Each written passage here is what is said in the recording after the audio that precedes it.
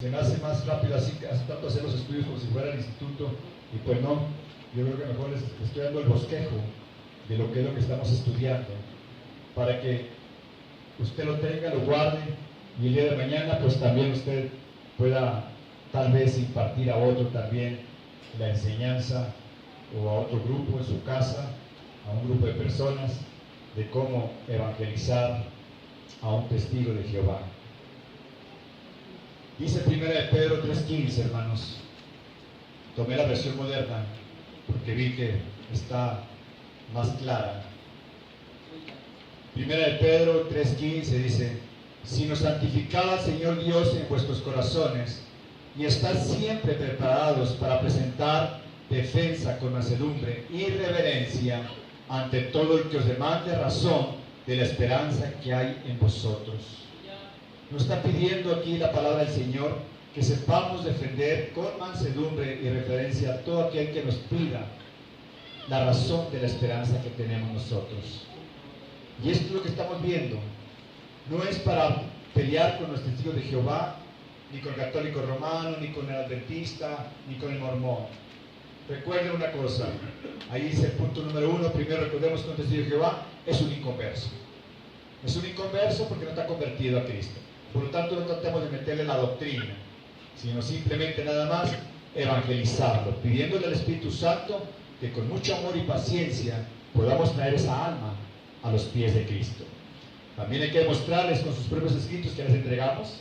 Son 10 documentos que tienen copias cada uno, ¿verdad? Son documentos de atalayas, de despertar, de libros de ellos, donde ha fallado lo que es la sociedad Watchtower, que es la que da la enseñanza, ¿verdad? En sus profecías, como la venida de Cristo en 1834, fin del mundo en 1914, documento 5, fin de 6.000 años en historia humana e inicio del reinado milenario de Cristo en 1935, documento 10. Eso ya lo tienen ustedes también. Demuéstrenles que la fuente de sus enseñanzas se ha equivocado. No le diga tanto que es falso todavía, no le diga que se han equivocado, no ha sido correcto, y ahí los van a llevar ustedes a respuesta bíblica, y la van a ver ustedes en la parte de abajo en el escrito que tienen. Respuesta bíblica de Deuteronomio 18, 21, 22, que dice que si alguien dice que habló Dios y no se cumple, es falso profeta. Mateo 24, 36, también, donde puede hablar que nadie sabe realmente el día ni la hora. Allí en Mateo 24, 36 dice: nadie sabe, solo el Padre sabe el día y la hora del fin del mundo y de los acontecimientos y del regreso de Cristo. La otra es oír que alguien dijo: ni Jesucristo sabe cuándo. No, Jesucristo sí sabe, ¿verdad? Cuando estaba aquí en la tierra, en su naturaleza humana estaba limitada, ¿sí? Pero como siendo Dios siempre ha sabido, ¿verdad? Dice, es la sociedad Watchtower, punto número 2, el camino de salvación. La sociedad Watchtower se presenta, según ellos, como un requisito indispensable a la hora de obtener la salvación. Ellos enseñan 4 requisitos para obtener la vida eterna. Documento número 9 que ustedes tienen ahí dice que ellos, ¿qué requiere para tener la vida eterna? 1, adquirir conocimiento, estudiando las publicaciones de los testigos de Jehová, obedecer las leyes de Dios, asociarse con el conducto de Dios, su organización, es decir, la sociedad Watchtower, formando parte de ella. Y número 4, predicar a las personas el mensaje de la Watchtower, repartiendo sus publicaciones casa por casa. Para ellos la salvación, la vida eterna, se logra a través de 4 requisitos: adquirir conocimiento con las escrituras de ellos, obedecer las leyes de Dios, asociarse con el conducto de Dios aquí en la tierra, que es los testigos de Jehová, y predicar a otras el mensaje de Watchtower repartiendo sus publicaciones. Vemos que todo eso es por obras. O sea, quieren vida eterna, tienen que hacer obras. Según así resumiéndolo, ellos dicen hay que hacer obras. ¿Cómo? Obedecer las leyes de Dios, asociarse a ellos nada más y repartir las publicaciones, y de esa manera usted puede tener la vida eterna. Tenemos abajo respuestas bíblicas: Gálatas 2, 15, 16, Romanos 3, 19, 20, Gálatas 2, 21, Efesios 1, 7, Efesios 2, 8 al 9, Gálatas 1, 6, 10, Hechos 4, 11 a 12, Juan 14, 6, y todos nos hablan que por las obras de la ley nadie puede ser salvo, y que la salvación, la vida eterna, se logra por la gracia nada más del Señor Jesucristo. Ahí están las respuestas bíblicas, se las estoy poniendo, hermanos. Ya más material, pues yo creo que, no sé si qué más podría darles, ¿verdad? Ya si lo tiran, procuren tener una carpetita, hermanos, vayan metiendo los estudios que vamos a ir dándoles, para que en su momento, no sé dónde los va a llevar, alguna célula de su casa, ahí dan un estudio, lo sacan y empiezan a tener sus estudios sin temor y sin miedo, hermanos. Ustedes tienen la verdad, eso es seguro, porque el Espíritu Santo no lo confirma. Ninguno otro puede tener la verdad si no es la misma que está en la Biblia. Punto número 3, sobre la divinidad de Cristo. Ellos la niegan, los testigos de Jehová. Ellos dicen que Jesucristo no es Dios. Y para esto utilizan estos textos, dos tipos de textos. Los que parecen indicar una inferioridad clara del Hijo en relación al Padre. Por ejemplo, Juan 14, 28 y 29. Ahí le dice: habéis oído como yo os he dicho, voy y vengo a vosotros. Si amáis ciertamente os gozaríais, porque he dicho que voy al Padre, porque el Padre mayor es que yo. El que sigue: y ahora os lo he dicho antes que se haga, para que cuando se hiciere, creáis. Esa parte dice, aquí dice que el Padre es mayor que Jesús, por lo tanto no es Dios. Pero hay que recordar que ahí está hablando la naturaleza humana. ¿Sí? Acuérdense que Cristo es dos naturalezas, la humana y la divina.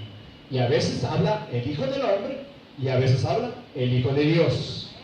Ellos tienen que entender que en Cristo Jesús están las dos naturalezas, y como naturaleza humana estaba limitado y sí era inferior a Dios como Dios Padre, inferior al Padre como Dios, ¿verdad? También vemos textos bíblicos de la divinidad de Cristo, ¿verdad? Respuestas para ellos. Ellos también toman Marcos 13:32. A ver si ven Marcos 13:32. Pero de aquel día y de la hora nadie sabe, ni aun los ángeles que están en el cielo, ni el Hijo, sino el Padre. ¿Verdad? Ellos dicen, él no sabe, no tiene conocimiento, no tiene omnisciencia, pero es la misma respuesta. ¿Quién está hablando ahí? La naturaleza humana, ¿verdad? Por lo tanto, sí estaba limitado su naturaleza humana, su alma humana, pero no su espíritu divino, sino su esencia divina. Eso es lo que muchos no alcanzan a comprender, como Dios en Cristo. Bueno, la respuesta ahí está, textos bíblicos de la divinidad de Cristo, Juan 5, 18 y 19. Ahí les puse, hermanos, BNM, versión del Nuevo Mundo. O sea, ahí pueden ustedes tomar la escritura de ellos. Mira, ahí dice en Juan 5, 18 y 19, ¿verdad? En Juan 16, 30 dice BNM, también la versión de ellos. Juan 21, 17, BNM. Ahí tomen la versión de ellos y ahí dice que Jesús es Dios. También la versión de ellos. Discúlpenme, me dio la versión de ellos ahora, no la traje, ¿verdad? Siempre la leemos aquí. Pero ahí puedes tomar esos textos bíblicos que respaldan que Jesús es Dios. Número 2, los testigos de Jehová insisten en que la Biblia denomina a Cristo criatura, o sea que es un ser creado y no Dios. Y ellos siempre van a recurrir a Apocalipsis 3:14, a Colosenses 1:15 y a Proverbios 8:22. Tres textos que ellos toman siempre para decir Jesús no es Dios, es un ser creado, hecho por Dios, una criatura. Cuando dice en Apocalipsis 3:14 de Cristo que es el principio de la creación, dicen ellos que se nos está enseñando que fue el primer ser creado. La palabra principio, hermanos, procede del griego arge, que significa fuente, origen o creador. O sea, todo es rápido porque ya lo vimos, ¿sí? Bueno, nos quedamos en el Seol y en el Hades, por eso lo estoy yendo rápido. Porque ¿dónde? Pues ya lo vimos. Entonces, fíjense bien, la palabra arge significa fuente, origen. Eso está en el original, hermanos. En griego está la palabra arge, que significa origen, fuente o creador. Así que dice que Cristo es el creador de la creación, cuando dice ahí el principio de la creación.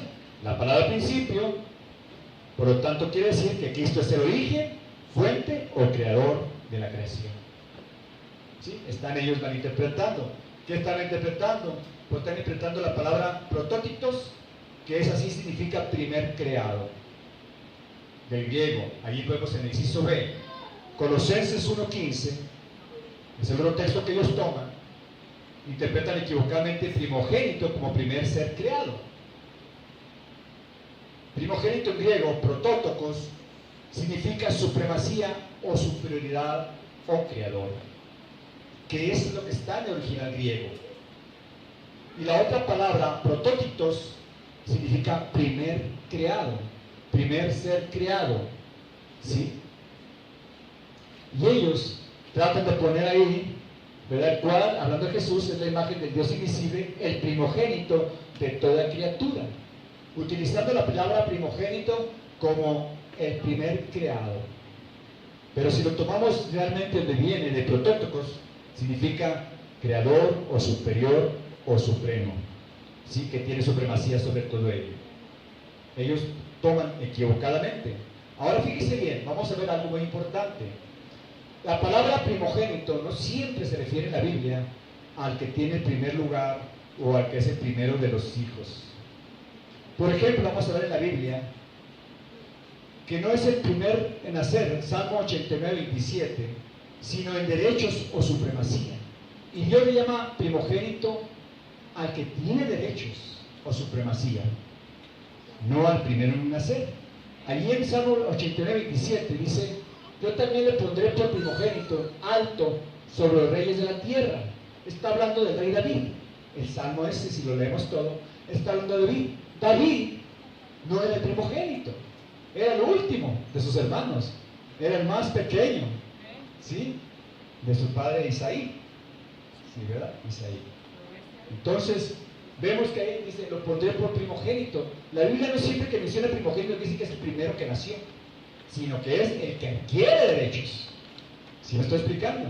Vamos a ver un texto, Jeremías 31:9.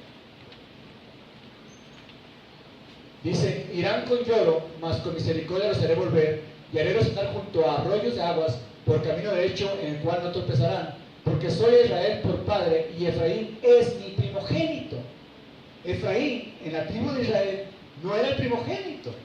El primogénito fue Rubén. Sí, fue el primero que nació de las 12 tribus de Israel, los 12 hijos de Jacob. ¿Sí? Efraín, incluso vemos en Génesis 48, del 13 al 14. Génesis 48, del 13 al 14. Y tomóle José a ambos, Efraín a su diestra, a la siniestra de Israel, y a Manasés a su izquierda, a la derecha de Israel, e hízole llegar a él.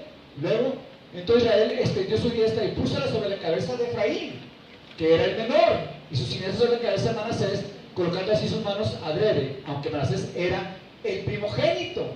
¿Sí? ¿Se da cuenta? Mas sin embargo recibió los derechos Efraín en lugar de Manasés. Y el 15 hasta 14. Entonces, ¿qué es lo que vemos? Que la Biblia en varias ocasiones llama primogénito no al que nació primero, sino al que va a adquirir los derechos, ¿verdad? O la supremacía, o la superioridad. Entonces, volviendo otra vez al contexto de Cristo, también Cristo es el primogénito, ¿verdad? Porque es el que tiene toda la supremacía sobre toda la creación, tiene todos los derechos. Proverbios 8:22 dice los Dios, ¿verdad? Que este pasaje se refiere a Cristo, hermanos, pero están equivocados. Acuérdense que Proverbios no nos habla de Cristo. Proverbios es sabiduría humana para vivir aquí en la tierra. Por eso hay que ver el libro a qué se refiere. Proverbios es uno de los 5 libros poéticos, y como poético que es, usa mucho lenguaje figurado. Y este proverbio, número 8, está hablando de la sabiduría. De la sabiduría. No está hablando de una persona. Pero hermanos, ahí dice: Jehová me poseía en el principio de su camino, ya el antiguo antes de sus obras. Y ellos dicen que aquí se refiere a Jesús. Pero aquí está utilizando, hermanos, una figura retórica que se llama prosopopeya. Los que hemos estudiado en el instituto ya sabemos que la prosopopeya es una figura retórica que se utiliza para darle vida a algo inanimado, algo que no tiene vida. ¿Verdad? Cuando dice el salmista: y los árboles cantaban a Dios. Pues los árboles no cantan a Dios, porque no tienen alma, ¿sí? Pero se refiere a que las naciones, los reyes, los hombres cantaban a Dios. En la poesía pues se usa mucho lenguaje figurado. Y aquí está hablando en todo el Proverbio 8 de la sabiduría. Si usted lo lee desde el principio, se refiere: oh, la sabiduría salió, la sabiduría es mejor que el oro, y todo eso. Y habla de la sabiduría. Y la sabiduría se personifica como si fuera una persona, pero es una poesía, ¿verdad? Por lo tanto está usando una prosopopeya. Es una figura retórica que da vida a cosas inanimadas, ¿sí? Por lo tanto no está hablando de Cristo. Ahora pasamos, Cristo es Dios encarnado. Y en el Antiguo Testamento habla de Él como Jehová, pues también lo vimos. Ya lo tiene Jesús escrito. Vemos en Zacarías 11, 12 al 13, en la versión de ellos, ahí les puse para que ustedes los lleven a su mismo libro. Jehová es vendido por 30 monedas de plata, dice ahí. Y sabemos que Cristo fue vendido por 30 monedas de plata. ¿Por qué acá dice Jehová me han vendido por 30 monedas? Porque Cristo es Jehová también. Acuérdense de algo. El nombre de Jehová no es el nombre propio del Padre, ni el nombre propio de Cristo, ni el nombre propio del Espíritu Santo. El nombre de Jehová es el nombre con el cual Dios se dio a conocer como un Dios personal. ¿Sí? Antes era Elohim nada más, Dios creador, nada más. Pero cuando se da a conocer a Moisés, yo soy Jehová, ahí se está dando a conocer. Fíjense bien, hermanos, esto es importante, porque ahí sacamos todo. ¿Sí? Jehová es el nombre de la Trinidad, es el nombre donde se revela, fíjense bien la palabra, se revela como un Dios personal, no un Dios lejano, sino un Dios que tiene trascendencia. ¿Qué quiere decir? Que trasciende al tiempo, que trasciende al lugar, que trasciende a sus criaturas. Cuando dice Jehová, yo soy, la Trinidad se está revelando, se está dando a conocer como el Dios personal, que siente, que ama, que está atendiendo todo. Antes era Elohim nada más, se dio a conocer a Elohim como el creador, pero no el que tenía contacto con su creación. Pues de ahí viene Jehová Shalom, Jehová es mi paz. Ahí viene Jehová Rafa, Jehová es mi sanador. Jehová Ra, Jehová es mi pastor. Jehová Nisi, Jehová es mi bandera, mi escudo. Jehová Jireh es mi proveedor. O sea, alguien que está sanando, alguien que está proveyendo, alguien que está protegiendo. Ese es Jehová. Y vemos que tanto Jehová lo usa cuando el Padre se manifiesta, cuando el Hijo también, o cuando el Espíritu Santo. Génesis 1:1 dice, y el Espíritu Jehová se movía sobre las de la tierra.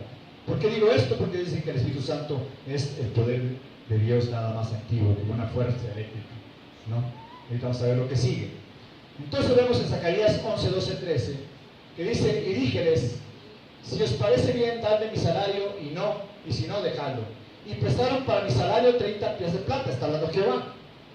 ¿Sí? Y díjome Jehová, échalo al tesorero, hermoso precio con que me han apreciado. Y tomé las 30 piezas de plata y echélas en la casa de Jehová al tesorero. Fíjese bien, hermoso precio con que me han apreciado, dijo Jehová. Allí estaba hablando el verbo Cristo todavía.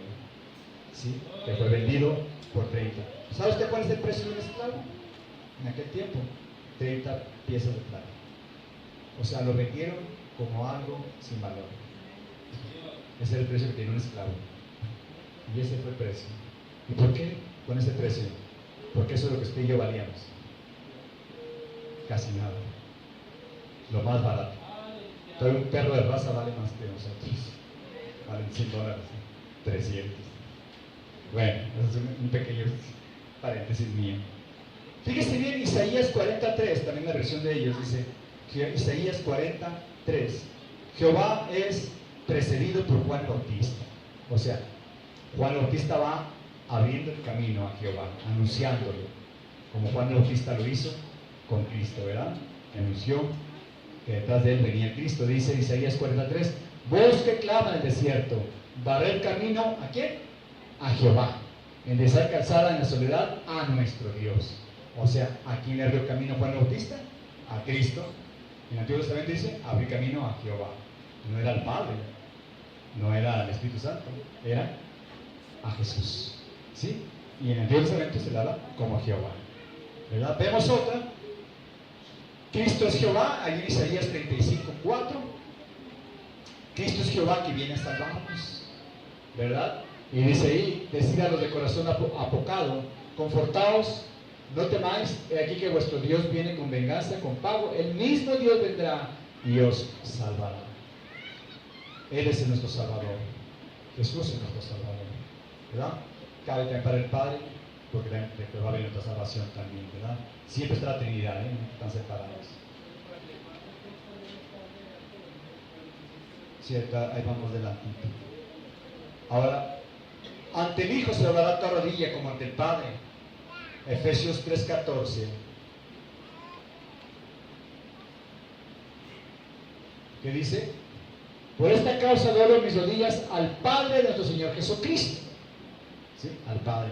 ¿Y qué dice Filipenses 2:9? Toda rodilla se doblará. Por lo cual Dios también lo ensalzó a lo sumo y dio un nombre que es sobre todo nombre. Y toda rodilla se doblará ante Jesús. Por lo tanto también ante el Hijo se doblará toda rodilla como igualito que ante el Padre. Títulos de Cristo que se aplican a Jehová Dios, el Salvador, ¿verdad? Lo vemos en Isaías 43:11. Isaías 43, yo Jehová, y fuera de mí no hay quien salve. Ahora lo comparamos con 2 Timoteo 1:10. Él dice es comparado. Y 2 Timoteo 1:10, mas ahora es manifestada por la aparición de nuestro Señor, de nuestro Salvador Jesucristo, el cual quitó la muerte y sacó a la luz la vida y la inmortalidad por el Evangelio. También vemos en Isaías 44:6 otro título, el primero y el último, que es el hermano Joel, Alfa y Omega. Isaías 44:6, que dice, así dice Jehová, Rey de Israel y su Redentor, Jehová de los ejércitos, yo el primero y yo el postero, y fuera de mí no hay Dios. ¿Y quién vuelve a decir lo mismo? Jesucristo, Apocalipsis 1:17, Apocalipsis 22:13 al 16, Apocalipsis 1:17 también, cuando yo le vi, caí como muerto a sus pies y él puso su diestra sobre mí, diciéndome, no temas, yo soy el primero y el último. Apocalipsis 22:13 al 16, yo soy Alfa y Omega, principio y fin, el primero y el postero. Entonces ahí dice, Jesús es el primero y el último, y en el Antiguo Testamento dice, Jehová, yo soy el primero y el último. Eso es lo que se refiere también a títulos de Cristo que se aplican a Jehová Dios. Por lo tanto, Cristo en el Antiguo Testamento también es mencionado como Jehová, ¿verdad? ¿Qué dice ahí Isaías 23? Por mí hice juramento, en mi boca salió palabra de justicia y no será revocada, que a mí se hablará toda rodilla, jurará toda lengua. Está hablando Jehová, ¿sí? Y se cumple en Cristo, ¿sí? Ahora, la personalidad del Espíritu Santo, el punto número 4. Pues ya lo hemos visto, creo que no hay ninguna duda. El Espíritu Santo es una persona. Amén. No como se le imagina la gente, o ellos, con ojos, con dientes, con manos. Pero sí tiene atributos de una persona. 3 atributos: inteligencia, voluntad y tiene sentimientos. Por eso es una persona. Los atributos que tiene enseñan y recuerdan. Juan 14:26 en la misma versión de ellos. Da testimonio, Juan 15:26 en la versión de ellos. O sea, ahí le pueden decir, mira, aquí dice que el testimonio, que él da testimonio. Aquí dice que el Espíritu Santo enseña. Y si enseña, es que tiene voluntad, es que tiene inteligencia. Entonces no es una fuerza cósmica o eléctrica o un fluido, como dicen ellos. Es una persona. También en la versión de ellos dice que guía a la verdad en Juan 16:13.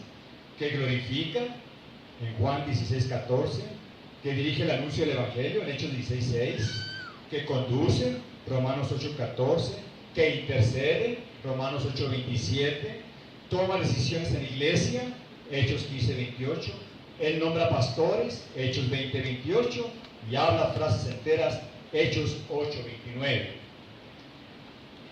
Con esas citas, y ya le dicté la otra vez citas, pero también sobre la personalidad del Espíritu Santo. Yo los traigo atrás en la Biblia, siempre traigo completos atrás todos los textos, con pluma. ¿Qué dicen los testigos de Jehová respecto al alma? Niegan su inmortalidad. ¿Qué es inmortalidad, hermana Lili? Que nunca muere. Ellos dicen que sí, que el alma se aniquila, ¿verdad? Ellos niegan la inmortalidad del alma, 1. 2, ellos niegan el juicio de los inicuos, de los incrédulos. 3, y niegan la existencia del infierno. Tres cosas que ellos niegan. El alma no es eterna. No va a haber juicio para los incrédulos. Simplemente una aniquilación. Y no existe el infierno. Ellos toman sus argumentos de Ezequiel 18:4. Ezequiel 18:4. 18:4. He aquí que todas las almas son mías, como el alma del Padre, así el alma del Hijo es mía. El alma que pecare, esa morirá. Y utiliza la palabra morir como aniquilamiento. Y la palabra morir no significa aniquilamiento. La palabra, según el diccionario, significa separación. Ya sea la separación física, una persona muere cuando se separa el alma del cuerpo, ¿sí? O una separación espiritual, que dice está muerto espiritualmente, aunque está caminando, pero su espíritu se ha separado de la vida que da Dios. De tal manera que dice el espíritu está muerto. ¿Sí me explico? Siempre significa la palabra muerte, separación. Nunca va a haber usted en un diccionario que diga muerte significa aniquilación. No, significa separación. Ya sea física, cuando se separa el alma, o ya sea espiritual. ¿Qué es lo que vemos? Que la Biblia nos habla de que las almas de los muertos están conscientes. Ahí punto número 1, ahí lo tienen ustedes. Génesis 35:18 nos habla de la muerte física. Y acaeció que al salirse del alma, pues murió. Llamó su nombre Benoni, mas su padre le llamó Benjamín. Esa es la muerte física, ¿verdad? Cuando murió Raquel, ¿sí, verdad? ¿Verdad que murió con el último hijo? ¿Verdad? Entonces vemos, Benoni, a su padre le llamó Benjamín, era el hermano de José. Entonces vemos, a su padre le llamó Benjamín. Dice, salírsele el alma, pues murió. O sea, se separó el alma y se quedó el cuerpo ahí. No significa se aniquiló, no, simplemente se separó.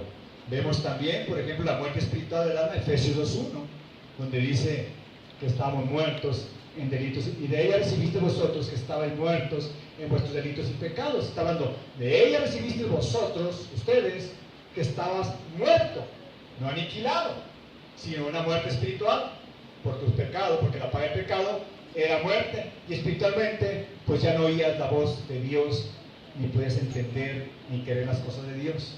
Ahí habla de la muerte espiritual, mas no habla, ustedes estaban aniquilados, pues no, estaban simplemente muertos espiritualmente, ¿verdad?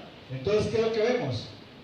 Por ejemplo, vemos Apocalipsis 6, del 9 al 11, que nos hablan de la conciencia de los muertos. ¿Qué pasa en ese lugar intermedio? Esa es la pregunta que muchos se han hecho. ¿Qué después de la muerte? ¿A dónde va el alma? Hay diferentes corrientes, dogmas, que unos dicen que el purgatorio, que a pagar las deudas de los pecados veniales que les faltó por pagar, y ahí los cubren, ¿verdad? El balance, ¿verdad? Lo que quedó. Pero recuérdense algo muy importante, hermanos, que después de morir vamos a dar cuenta de lo que hicimos en vida. Ya no hay oportunidad, porque ya en la muerte no podemos pagar por lo que hicimos ya en la vida. ¿Sí estoy explicando? Estamos ya recibiendo recompensa o estamos recibiendo castigo por lo que hicimos mientras que estábamos en la tierra. Ya no es por lo que vamos a hacer después de que estar muertos, por lo tanto no podemos hacer ya nada, aunque nos portemos muy bien allá donde estemos en el infierno, si pudiera, ¿verdad? No podemos hacer nada por lo que ya hicimos. ¿Sí me estoy explicando? Una persona que es delincuente va y roba y asalta y mata a una persona, ¿sí? Trae delitos. ¿verdad? Y lo agarran y lo meten en la cárcel. Y en la cárcel se porta muy bien. Y lo sacan porque se portó bien. No. Tiene que pagar por lo que hizo. Pero aquí no está en la cárcel. Aquí está ya en un lugar donde ya no tiene oportunidad de pagar. Ese es el clero católico romano, que inventó el purgatorio, que no está en la Biblia. No existe. Ni la palabra, mucho menos, ni tampoco está implícito de alguna manera. Pero también ellos dicen que las almas de los que mueren están dormidos, que nada saben. Que usted muere, y si es de los de la vida eterna, pues dice Jehová, va a estar dormido. Nada sabe, no siente, no piensa, nada. Pero ¿qué dice Apocalipsis? Y cuando él abrió el quinto sello, vi debajo del altar las almas de los que habían sido muertos por la palabra de Dios y por el testimonio que ellos tenían. ¿Sigue la 10? Y clamaban en alta voz diciendo: ¿hasta cuándo, Señor, santo y verdadero, no juzgas y venga nuestra sangre de los que moran en la tierra? ¿Qué estamos viendo? Conciencia. Están recordándose que los mataron a ellos. Entonces, Señor, ¿hasta cuándo vas a vengar? O sea, hay conciencia de lo que pasó mientras que estaban en la tierra. Entonces las almas sí tienen conciencia. Lo vemos en Lucas también. Bueno, eso lo explico más adelantito. ¿Qué lo vemos? Dice Eclesiastés 9:5. Fíjese bien, ellos lo toman también para decir que el hombre nada sabe. Eclesiastés 9:5 dice: porque los que viven saben que han de morir, mas los muertos nada saben, ni tienen más paga, porque su memoria es puesta en olvido. Dice, ahí está, los muertos nada saben. No, hermanos, aquí se refiere que ya no tienen ellos contacto con el espacio y el tiempo terrenal. Ya no saben qué pasó. Por eso dice que mi papá me está cuidando y mi mamá. No es cierto. Ellos ya no tienen contacto. Es que aquí está mi papá y le digo, estaré contigo todo el día. Que digo que está conmigo de Jesús, ¿verdad? Mi madre está feliz allá en el paraíso, gozosa. Entonces, ¿qué es lo que vemos aquí? Que está diciendo nada más que ya no va a tener conciencia de lo que está pasando aquí en la tierra, en el espacio y en el tiempo terrenal. ¿Sí? Entonces, ¿qué es lo que vemos, hermanos? Indican que ellos te toman el Salmo 146:4. Esto indica que no debemos de confiar en hombres poderosos, ya que mueren y con ellos mueren sus proyectos. Y nuestra esperanza debe descansar solo en Dios, hermanos. ¿Qué dice el Salmo? Saldrá su espíritu, tornarás en su tierra, y en aquel día perecerán sus pensamientos. Dice, ahí está, ya no piensan. No. Simplemente sus proyectos. Quiere decir, van a terminar tus planes, van a terminar tus ilusiones. O sea, si vas a construir una casa, pues ya se te acabó. ¿Sí? Ya se acabó tus proyectos. Esto nos enseña que no confiemos en hombres poderosos, porque al morir nada pueden hacer. El infierno no es el sepulcro. Las palabras Seol en hebreo o Hades en griego significan lugar después de morir. Eso significa. Las dos significan lo mismo. Seol y Hades, una en hebreo y otra en griego. Significa lugar después de morir. En hebreo la palabra para tumba o sepulcro es KBR. QBR, que lo vemos en Génesis 23:4. A ver, Génesis 23:4 dice: peregrino y advenedizo soy entre vosotros, dadme heredad de sepultura con vosotros, y sepultaré mi muerto de delante de mí. Ahí en el original está la palabra KBR, que significa sepultura o sepulcro. ¿Sí os está explicando? Y en el original no viene esa palabra, viene la palabra Seol o Hades, que significa lugar después de morir. ¿Sí? Ok. En griego, neneoion, entonces ahí lo tienen ustedes en sus escritos. Lucas 24:2, pero no dice Seol o Hades. Lucas 24:2 dice: y hallaron la tierra revuelta del sepulcro. Allí en griego, ahí en el original dice neneoion, no dice Seol o Hades. Si no hubiera dicho movieron la tierra, bueno, ahí se refiere cuando Cristo resucitó. Allí iría allá la piedra revuelta del Seol, o del Hades, ¿no? Del sepulcro. Donde es Hades y donde es Seol es infierno. ¿Sí? Y ahí la Biblia lo respeta. O pone la palabra infierno. Donde es sepulcro, en griego es meneion, y en hebreo ¿cómo se dirá? En el Seol, hermanos, o Hades, la Biblia enseña que hay conciencia. En el infierno hay conciencia también. Nada que no se acuerde de nada ni nada. Lo vemos en Isaías 14:9 al 10. Isaías 14:9 al 10 dice: el infierno abajo se espantó de ti, te despertó muertos que en tu venida saliesen a recibirte, hizo levantar de sus sillas a todos los príncipes de la tierra, a todos los reyes de las naciones. Todos ellos darán voz y te dirán: tú también enfermaste como nosotros y como nosotros fuiste. O sea, tienen conciencia. Ahí llegó alguien y lo están reconociendo. Tú también estás aquí, tú que eres el rey grande. O sea, hay conciencia en el infierno. Si lo estamos captando, alguna duda, levanten la mano, ¿sí? ¿Por qué? ¿Verdad? ¿Qué es lo que más vemos? Vemos, por ejemplo, Ezequiel 32:21.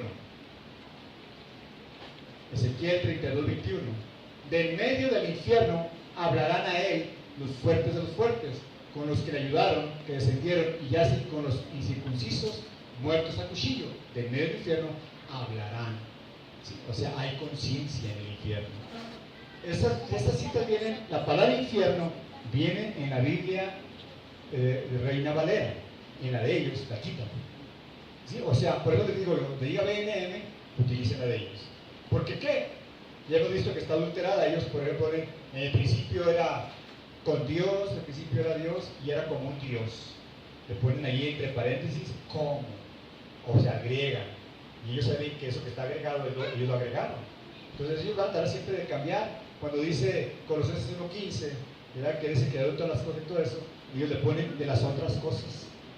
El creador de las otras cosas. O sea, como que también él es una cosa creada.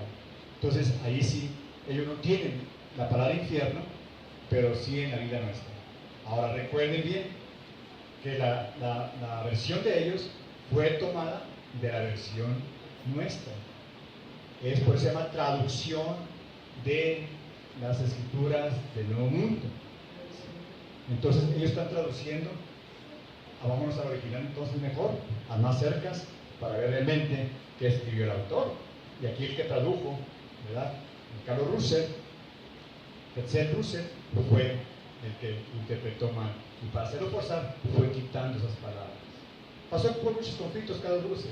Él dice, primeramente, si aceptaba que Cristo viene siendo Dios, pues el primer conflicto dijo, no, es el ángel Gabriel. Y mejor dijo, no, no es Dios. O sea, y ahora dice que es el ángel Gabriel, Jesús, ¿verdad? Entonces, ahí sí ten cuidado porque eso no lo van a encontrar. Por eso, yo siempre que platico, que ya casi no me toca mi puerta, pero siempre que platico con ellos, lo primero que digo, ¿saben qué? Muchas gracias, porque vamos por caminos diferentes. Les despierto el interés. No, oigan, ¿cómo? ¿Por qué caminos diferentes? Sí, porque ustedes llevan un rumbo y yo llevo el otro. Y los dos no se juntan. No, ¿cómo? Yo soy cristiano. También nosotros. Ellos van a decir que sí, antes no decían que no. Entonces ahí sigue la siguiente parte. Ah, sí, sí, nada más yo me baso a la Biblia, ¿verdad? Que fue escrita primero que la de ustedes. Y hay unos que me dicen, no, pero nosotros a la suya. Nos basamos a la mía, sí, ya son míos. ¿Sí me entienden? ¿Y quién no? No, esa es tu Biblia. Ahí está cambiando y le agregaron esto entre paréntesis. Que hay unos que no saben qué significa lo que está entre paréntesis. En los nuestros no está entre paréntesis, está en cursivas, o en itálicas. Esas letritas que están cambiaditas. Quiere decir que el autor lo agregó. Cuando usted quítelo y no cambia el sentido de la palabra. Es una de las reglas de la hermenéutica, la segunda regla. Vemos entonces que en el Seol o en el infierno sí hay conciencia. Ahora vemos el Gehenna o Guinón, ¿verdad? Que también es otra palabra que se usa. Es un lugar de castigo eterno y consciente. Tal término de vida del valle de Hinón. Este valle, hermanos, era un basurero donde se quemaba toda la basura, animales, para que no se contaminara el ambiente y todo eso. Y ahí echaban la basura y siempre estaba ardiendo. siempre, porque pues, la gente llega a tirar la basura, ¿verdad? Y se llamaba el Jena, ¿verdad? Pero también esto nos da una imagen de castigo, no de aniquilación, porque el fuego está ardiendo siempre, ¿sí? Entonces vemos que jamás significó un lugar de aniquilación, sino de castigo consciente para los malvados. Entonces vemos que la palabra Jena para ellos, que significa sepulcro, digo, aniquilación, no existe, no aniquilaban. Era un lugar de tormento o de castigo que sí que estaba hirviendo la basura, ¿verdad? Jesús habló de un castigo para los inicuos, para los incrédulos, en el que había tinieblas, llanto y crujir de dientes. Lo vemos en Mateo, por medio del fuego, también lo vemos en Mateo 13:12, 5:29-30, Marcos, Lucas 16. En Lucas 16 pues nos está hablando de lo que es de Lázaro y el rico, ¿verdad? Y si es una parábola, no, no es parábola, porque si tiene nombre propio, dejó de ser parábola o figura retórica. Si tiene nombre, es historia. Si hubiera dicho un hombre rico y uno pobre, ahí sí es parábola.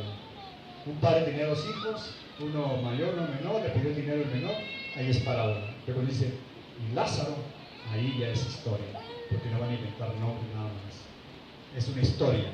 Y ahí está hablando que el que está en el infierno, el rico, pues tiene conciencia, tiene dolor, o sea, hay sensibilidad al dolor, hay recuerdos, ¿verdad? Y hay sufrimiento.